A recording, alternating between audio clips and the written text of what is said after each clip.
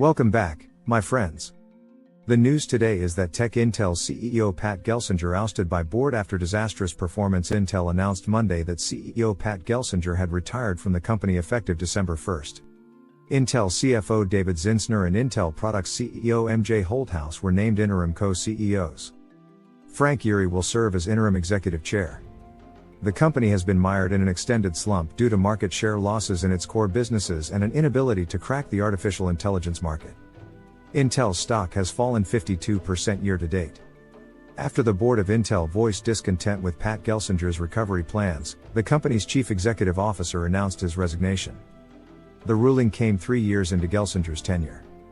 A Tuesday filing with the Securities and Exchange Commission states that the former CEO is expected to get a severance payout valued at almost $10 million. Intel confirmed Gelsinger's leaving on Monday, stating the board had given him choices on either retirement or removal.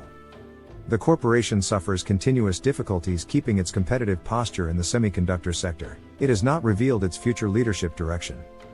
But, before we get into all of that, I would like to thank everyone who views my videos. If you would like to support the channel, please see the link to buy me a coffee in the video description below.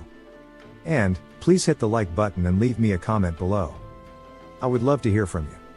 Please subscribe and hit the bell icon so that you are notified of upcoming videos when they are released.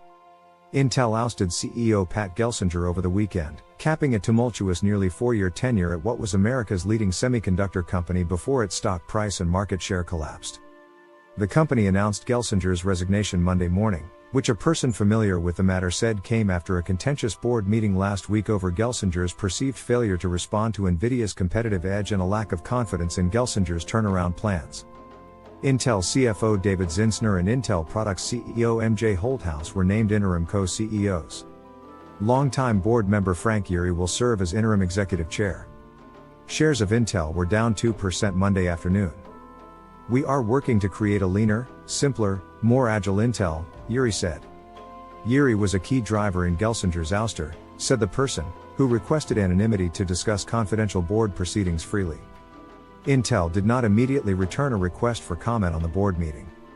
David Zinsner, EVP and CFO, and Michelle, MJ, Johnston Holthaus, CEO of Intel Products, will serve as interim co-chief executive officers while the board of directors searches for a new CEO. Zinsner joined Intel, a Fortune 500 company, as finance chief in January 2022. He has more than 25 years of financial and operational experience in semiconductors and manufacturing, including CFO roles at Micron Technology Incorporated and Analog Devices. Zinsner will continue to perform his duties as CFO while serving as interim co-CEO, Intel confirmed in an email. Holthaus joined Intel in 1996 and has held a variety of leadership roles in sales and product marketing. Yeary, Intel's longest-serving board member, will now have to preside over yet another CEO search process. Gelsinger, 63, had an illustrious career at Intel, rising to become the company's first chief technical officer at the turn of the century, before he took a senior role at EMC. Gelsinger returned to the company from VMware, where he was chief executive, to stabilize Intel in 2021, succeeding then CEO Bob Swan. "It has been a challenging year for all of us as we have made tough but necessary decisions to position Intel for the current market dynamics," Gelsinger said in a press release. The board meeting that led to Gelsinger's ouster was first reported by Bloomberg. Gelsinger set out an audacious plan when he arrived in 2021 to transform the languishing company into a chip-making juggernaut. He sought to achieve parity with the two leading chipmakers, Samsung and Taiwan Semiconductor Manufacturing Company. He pursued big build-outs in the US and around the world, a costly endeavor that weighed heavily on Intel's free cash flow and increased the company's debt load. He also wooed government investment, positioning Intel as the single largest beneficiary of the US CHIPS and Science Act. Government money has begun to flow to Intel in recent weeks and will aid the company's chip fabs in Arizona and Ohio. Gelsinger's retirement comes a week after Intel and the CHIPS and Science Act office finalized a $7.86 billion grant. Gelsinger also moved to position the company as vital to U.S. national security. He won a multi-billion-dollar contract with the Department of Defense to build secure chips, and in meetings with analysts and prospective customers stressed that Intel was a trusted partner of the U.S. government. But all that was not enough to assuage investors, who increasingly began to see Intel's aggressive spending as a folly. Intel was once dominant in its core business for central processing units. but rival AMD now has a significant market share. Then Intel failed to see the extent to which graphics chips would come to dominate the market for AI. NVIDIA took the graphics processing unit used for video games and turned it into the powerhouse for training and running AI models, to dominate the new field.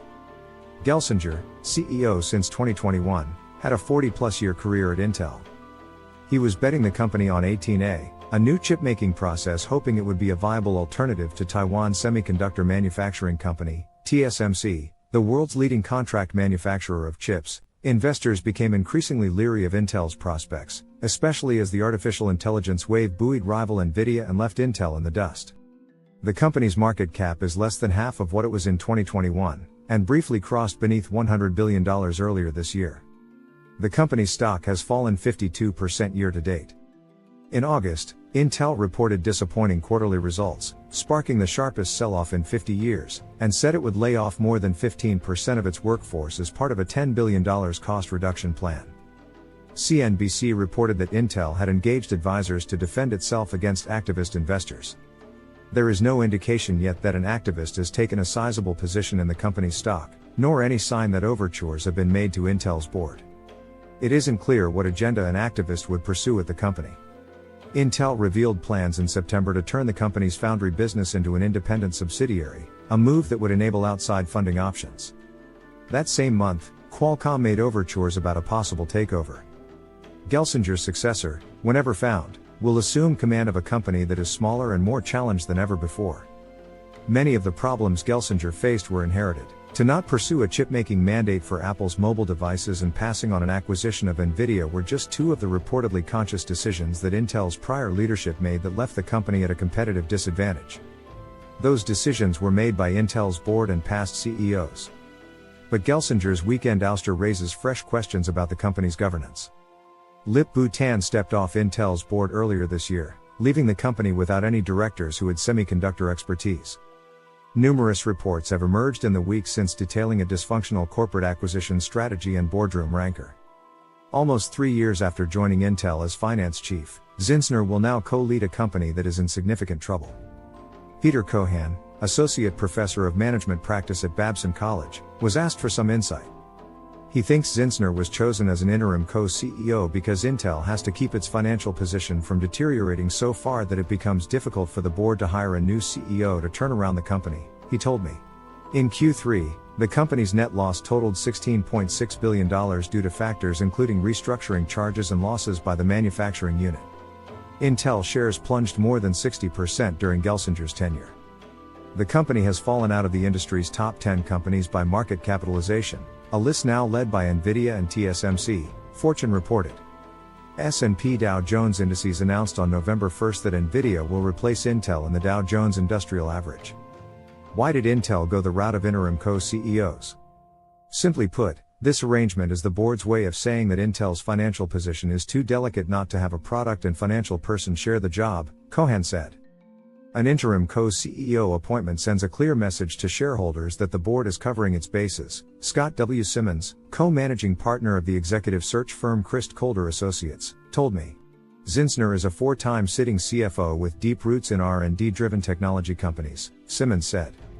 His knowledge and experience are invaluable and a perfect complement to Holthaus, whose role is to strengthen and advance the product portfolio and manufacturing capabilities, he said. It will take a lot of teamwork to turn Intel around. But, what do you think? Please hit the like button and leave us a comment below. We would love to hear from you. Please subscribe and hit the bell icon so that you are notified of upcoming videos when they are released. Please share this video on social media. And, before we end, a word from the sponsor of this video. Today's sponsor is ProWorldNet.com.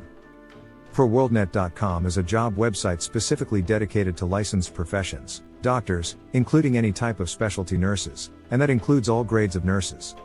Lawyers, regardless of area of legal focus. Teachers and professors, from kindergarten through graduate school. As well as any kind of job that requires a government license or certification. And ProWorldNet.com also includes short-term gig-type jobs as well. So, be sure to check out ProWorldNet.com if you are looking for a job or an employee. Thank you for watching.